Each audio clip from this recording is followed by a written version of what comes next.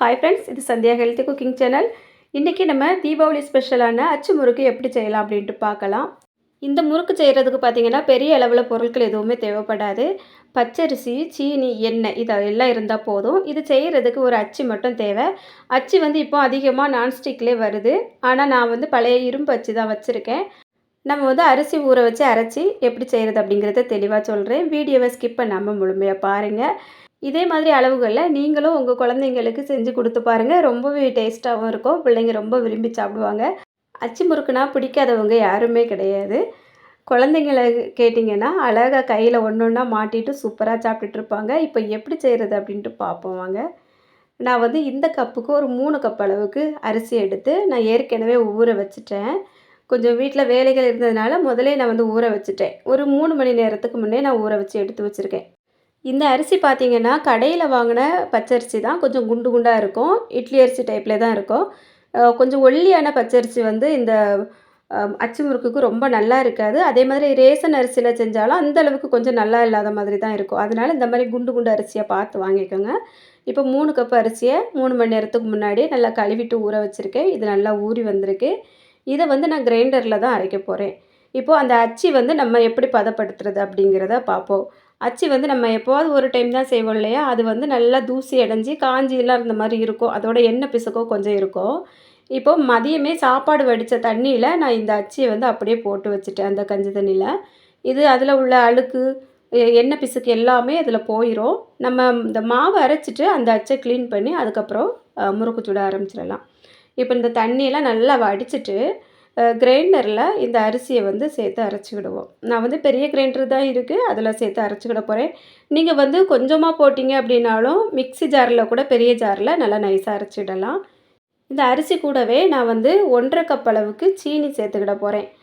3 cup அரிசி எடுத்திருக்கேன் இல்லையா, அதுக்கு 1½ கப்பு சீனி. இது வந்து கொஞ்சம் நார்மலான இனிப்பில் தான் இருக்கும். இன்னுமே வந்து உங்களுக்கு இனிப்பு கொஞ்சம் அதிகமாக தேவை இருக்குது அப்படின்னா இன்னும் ஒரு 1/4 கப் அளவுக்கு கூட அதிகமாக சேர்த்துக்கிடுங்க. எங்களுக்கு இதுவே போதும். இந்த சீனியும் சேர்த்து நம்ம அரைக்கும்போது இந்த சீனியிலையும் அரைப்படும்போது நல்லா தண்ணி விட்டு வரும். நம்ம 2வது அரைச்சி எடுத்ததுக்கப்புறம் சீனியை வந்து கரைச்சோம் அப்படின்னா சரியாக வராது. அதனால் முதலே அரைச்சிக்கிடுங்க. நல்லா தோசை மாவு பக்கத்துக்கு அதை நம்ம அரைச்சி எடுக்கணும். இப்போது சட்டியில் நிறைய எண்ணெய் ஊற்றி அந்த எண்ணெய் சூடாகும் போதே இந்த அச்சியை வந்து நல்லா ஈரம் இல்லாமல் துடைச்சிட்டு அந்த எண்ணெய் கூடவே அப்படியே போட்டு காய வச்சுக்கிட போகிறேன். இந்த மாவு பாருங்கள் இந்த அளவுக்கு இருக்குது. இது கொஞ்சம் திக்காக தான் இருக்குது. இதில் நான் வந்து கொஞ்சமாக தண்ணி சேர்த்துட்டு இதை நல்லா கலந்துக்கிட போகிறேன். இது வந்து நம்ம கரண்டியில் எடுத்து பார்த்தோன்னா மாவு வந்து இப்படி வெயிட்டாக தெரியக்கூடாது. கொஞ்சம் இலக்கமாகவும் இருக்கணும். ரொம்ப இலக்கமாகவும் இருக்கக்கூடாது. அதுக்கப்புறமா அச்சில் ஒட்டாது. ரொம்ப திக்காக இருந்தாலும் நீங்கள் முறுக்கு சுடும்போது ரொம்ப கடுகடுன்னு வரும். இப்போ இந்த மாதிரி பக்குவத்தில் மாவை கலந்துக்கிடுங்க.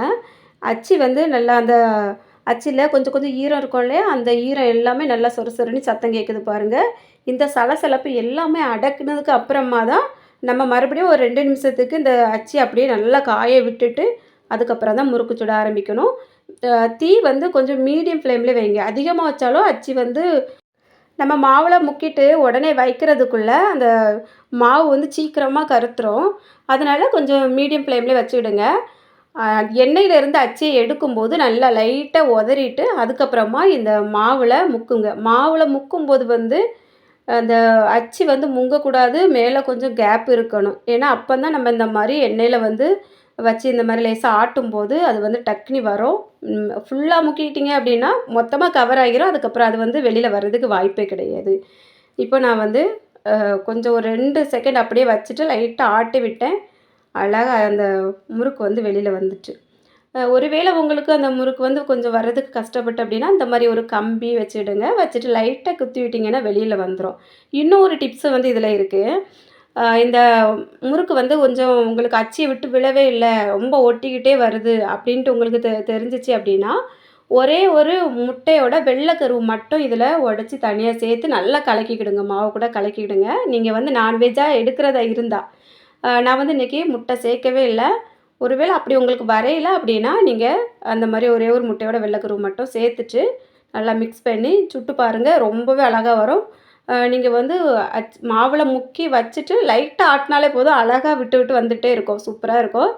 அதே போல் இந்த முறுக்கு சுட்டு எடுக்கிறதுக்கு அந்த கம்பி இருந்தாலும் வச்சுக்கிடுங்க. அந்த கம்பி உங்களுக்கு செட் ஆகலை அப்படின்னா நல்லா வந்து ஓட்டை ஓட்டையாக இருக்கக்கூடிய கண்ணாப்பை இந்த மாதிரி ஏதாவது ஒரு கரண்டி வச்சு நல்லா எண்ணெய் வடிய விட்டு எடுங்க. அதே மாதிரி முறுக்கை வந்து அப்படி எடுத்ததுக்கப்புறமா கமத்தி வைங்க. ஒரு டைம் வந்து திருப்பி போட்டு வெந்ததுக்கப்புறமா எடுக்கணும்.